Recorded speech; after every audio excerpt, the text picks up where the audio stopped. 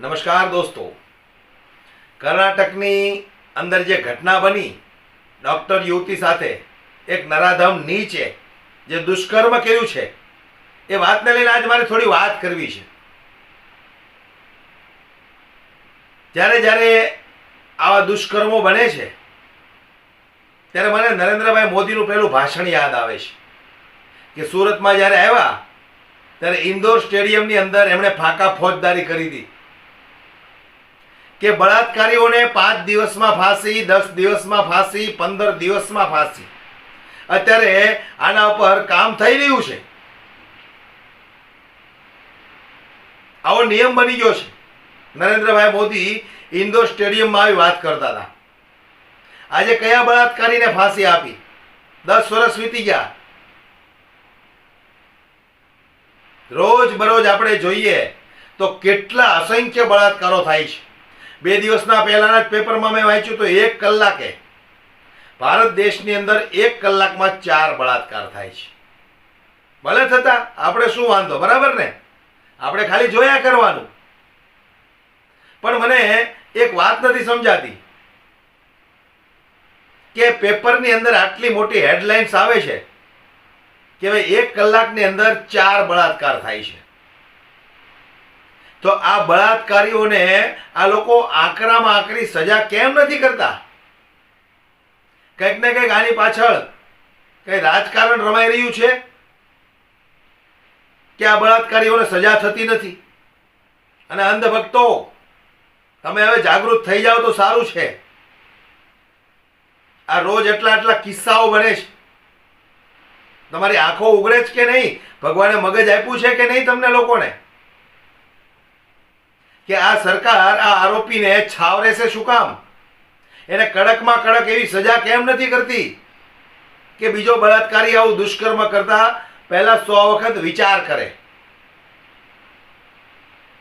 હમણાં આવી બધી કેટલી ઘટનાઓ સામે આવી છે. ત્યારે આજે જ મેં એક વાંચ્યું હતું, કર્ણાટકમાં જ્યારે આ ઘટના બની ત્યારે ભારતીય જનતા પાર્ટીના કોર્પોરેટરો, નેતાઓ કૂદકા મારવા માંડ્યા કે કર્ણાટકમાં આવી ઘટના બની ગઈ છે, કોંગ્રેસની સરકાર શું કરે છે એમ. ગુજરાતની અંદર આવો માહોલ છે. આજે જ મેં વાંચ્યું હતું, છેલ્લા કેટલાક સમયની અંદર ગુજરાતની અંદર 6000 કરતા પણ વધારે બળાત્કારો થયા છે. એમાં કંઈક 90 કે 100 તો ગેંગ રેપો થયા છે. તો 30 વર્ષથી હું તમે ભજીયા તળો છો ગુજરાતની અંદર? ભાજપ વાળાનું કહેવા માંગુ છું, તમે ભજીયા તળો છો 30 વર્ષથી. અંધભક્તો, પૂછો તમારી સરકારને, તમારા આકાને સવાલ કરો. કર્ણાટકની અંદર હજુ સરકાર બની છે, 6-1 મહિના જેવું થયું હશે. ત્યાં તો ભાજપના કોર્પોરેટરો, ધારાસભ્યો બધા કૂદકા મારતા બહાર નીકળ્યા કે કર્ણાટકની અંદર એક દીકરી સાથે આવું દુષ્કર્મ થયું. લે, તો ગુજરાતમાં તો છાસવારે થાય. ત્યારે તમે બધા ક્યાં આવ્યા જાઓ? ખાસ મારે કહેવું છે મોટા મોટા હિન્દુ સંગઠનોને, બજરંગ દળ વાળાને, વિશ્વ હિન્દુ પરિષદ વાળાને, RSS વાળાને, કે આવી ઘટનાઓ જ્યારે બને ત્યારે તમારા મોઢા પર ટેપ કેમ લાગી જાય છે? હિન્દુના દીકરાઓ આ દુષ્કર્મ કરે છે એટલે જ હોય ને. હું કયા મોઢે આવીને બોલું? શરમ આવે કે આ તો સાલું હિન્દુના દીકરાએ જ આવું દુષ્કર્મ કર્યું અને આપણે તો હિન્દુ રાષ્ટ્ર બનાવવાની વાત કરીશ. હવે કયા મોઢે આપણે આના ઉપર નિવેદન આપવું? બરાબર કે નહીં? શરમ આવતી હશે, આવતી જ હોય. કારણ કે ખોટા નિવેદનો આપવાના હોય, હિન્દુ રાષ્ટ્રના નામે મત લેવાના હોય. બરાબર કે નહીં? આપણે તો જનતા સાથે જે થાય, બળાત્કાર થાય, રેપ થાય, મર્ડર થાય, આપણે શું લેવા દેવા? બરાબર કે નહીં? આપણે તો ચૂંટણી ટાણે આપણને વોટ મળવા પડે. નહીતર તો આવી ઘટનાઓ બને ત્યારે આટલા મોટા સંગઠનો છે, સરકારને પ્રેશરાઇઝ કરો કે આરોપીને કડકમાં કડક સજા થવી જોઈએ. એવી કડક સજા કરો કે બીજો આવા દુષ્કર્મ કરતા પહેલા 100 વખત વિચાર કરે. એક કઈ નિવેદન આપવા નહીં આવે ક્યાંય.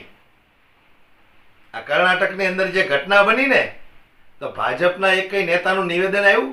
અરે દેશના વડાપ્રધાન, એ તો દેશના વડાપ્રધાન છે, એનું નિવેદન એવું નો આવે. ઓલા હળી ગયેલા ક્રિકેટરોની એક આંગળી ભાંગી જાય ને તો ત્યાં ટ્વીટ કરવાનો ટાઈમ છે. મણિપુરમાં આવી ઘટના બની ગઈ, ત્યાં ટાઈમ નથી. કર્ણાટકમાં આવી ઘટના બની, ત્યાં ટાઈમ નથી. એટલે અંધભક્તો જાગૃત બનો. જ્યારે ઘર આંગણે આવી ઘટના બનશે ને ત્યારે કોઈ તમારી સાથે નહીં ઊભું રહે.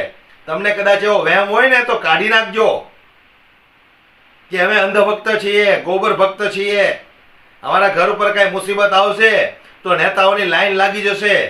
એવો વહેમ હોય ને તો કાઢી નાખજો. તમે જે ઝંડા લઈને ફરો છો ને એ ખોટા ઝંડા લઈને ફરો છો. એટલે જાગૃત બની જાઓ. ભગવાને મગજ આપ્યું છે, ગોબર અંદર ભીડો છે કે કઈ ખબર નથી પડતી. અને મોટી મોટી હિન્દુત્વની વાતો કરનારીઓ ફેસબુકની અંદર તો બહુ સારી સારી ડાય વાતો કરો છો.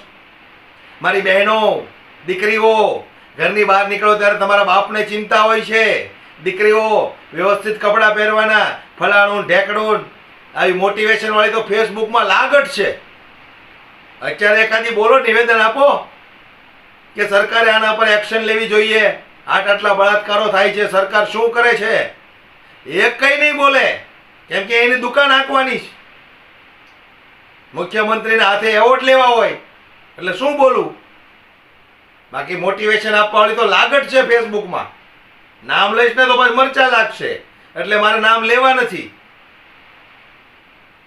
એટલે ડાય વાતો કરતા બધાને આવડે.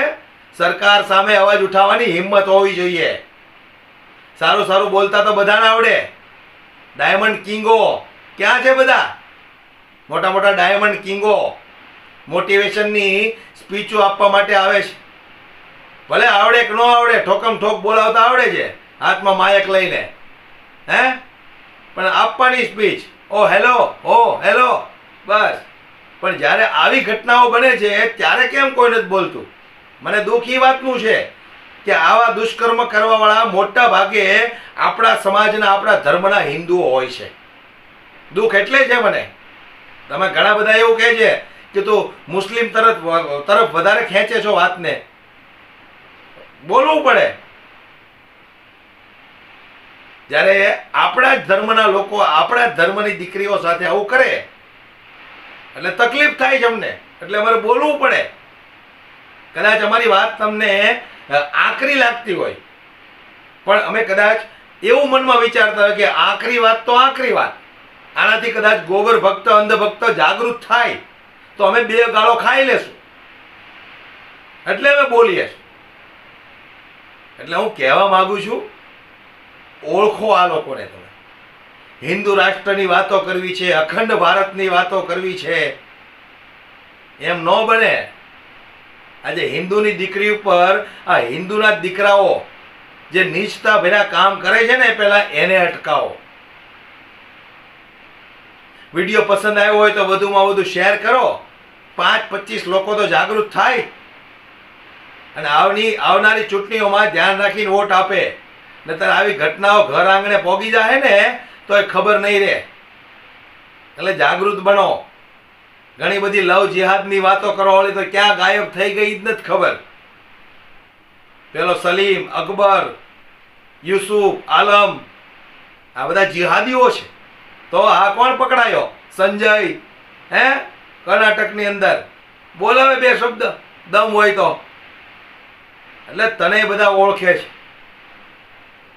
એટલે વિડીયો વધુમાં વધુ શેર કરો દોસ્તો, અને થોડાક જાગૃત બનો.